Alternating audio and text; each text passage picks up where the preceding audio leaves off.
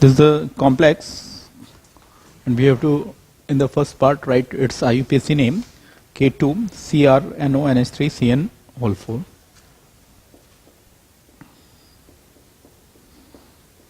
NO NH3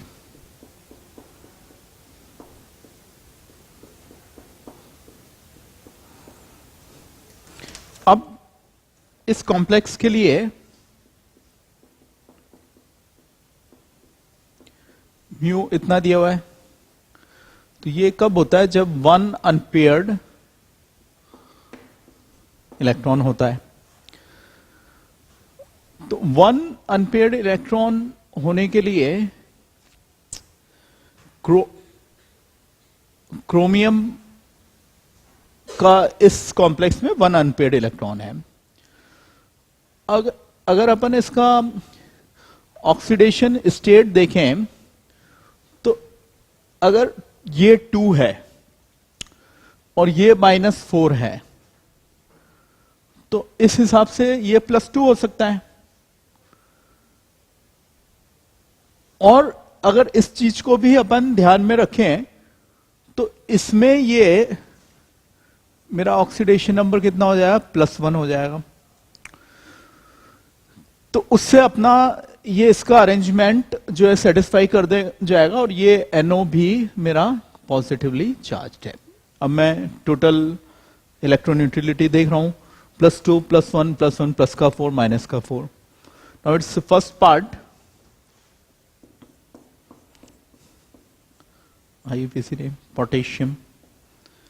अब आयनिक sphere coordination sphere में एक थोड़ा सा गैप दे दीजिए और वन वर्ड की तरह पूरे कोऑर्डिनेशन स्फीयर को लिखिए। अब कैपिटल में स्टार्ट मत करिए। लिगेंड फर्स्टली, तो अपन इसमें देख रहे हैं कि ये एमाइन, स्पेलिंग में डबल M आएगा ऑर्गेनिक एमीन से इस इनऑर्गेनिक एमीन को डिस्टिंक्ट करने के लिए। फिर अल्फाबेटिकल साइनिडो नाइट्रोसोनियम, और ये टेट्रा है, टेट्रासाइनिडो नाइट्रोसोनियम। क्रोमियम यहां राइट में है, यानी एनायनिक पार्ट में है, तो इसका सिंपल मेटल नेम नहीं आएगा बल्कि सफिक्स 8 लगेगा, क्रोमेट। और ये रोमन न्यूमरल में इसका अपन ने जो है वो ऑक्सीडेशन स्टेट जो है वो यहां पे लिख दिया। अब इसका स्ट्रक्चर हाइब्रिडेशन वगैरह निकालना है, तो यहां पे Cr+1 इन K2CrNO NH3 Cn होल 4 में हम देख रहे हैं। तो आर्गन हो गया और 3d5 हो गया।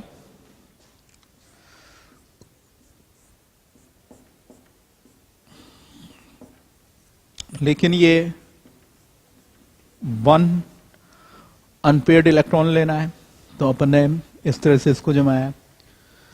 अब आगे 4s से हाइब्रिडेशन स्कीम बना रहे हैं, 4p। 6 कोऑर्डिनेशन नंबर से हमें ये तो पता था ही सही कि या तो D2sp3 होगा या sp3d2। इस नॉलेज को यहां इंफॉर्मेशन को यूज किया तो उससे क्लियर हो गया कि D2sp3 है। ये हाइब्रिडेशन स्कीम हो गया, ये हाइब्रिडेशन बॉक्स हो गया, D2sp3। और लिगेंड तो अनपेयर्ड इलेक्ट्रॉन देते भी नहीं, इलेक्ट्रॉन पेयर ही देते हैं। तो इस हाइब्रिडेशन स्कीम में ये तो सारे पेयर्ड ही हैं। तो यहां पे ये 1 अनपेयर्ड हो गया। तो जो सेकंड पार्ट में पूछा है कि कैसा स्ट्रक्चर होगा, वो अपन ने सॉल्व कर दिया कि ये है octahedral. How many unpaired electrons? ये 1 आ गया। दिमाग में ये क्वेश्चन भी उठना चाहिए, क्या NO+1 होने से ऐसा तो नहीं है कि अनपेयर्ड इलेक्ट्रॉन हो जाएगा? नहीं होगा, क्योंकि NO+1 14 इलेक्ट्रॉन सिस्टम है। तो जैसे N2 डायमैग्नेटिक होता है, नाइट्रोजन की तरह का आइसो इलेक्ट्रॉनिक हो गया, तो MOT में जैसे N2 में नहीं आता अनपेयर्ड इलेक्ट्रॉन, वैसे NO प्लस में भी नहीं आएगा। लेकिन आपको इसको भी कंसीडर करना चाहिए कि ऐसा कैसे हो रहा है। फोर्थ पार्ट है कि पैरामैग्नेटिक और डायमैग्नेटिक अनपेयर्ड इलेक्ट्रॉन होते हैं, तो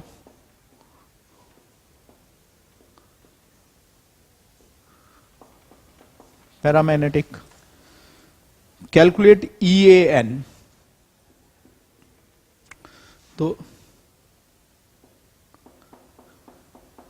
जेट क्रोमियम का 24 होता है, एक इलेक्ट्रॉन लूज किया, 6 लिगेंड से 12 इलेक्ट्रॉन ऑब्टेन हो रहे हैं, जो EN का फॉर्मूला होता है, atomic number minus electron lost by central metal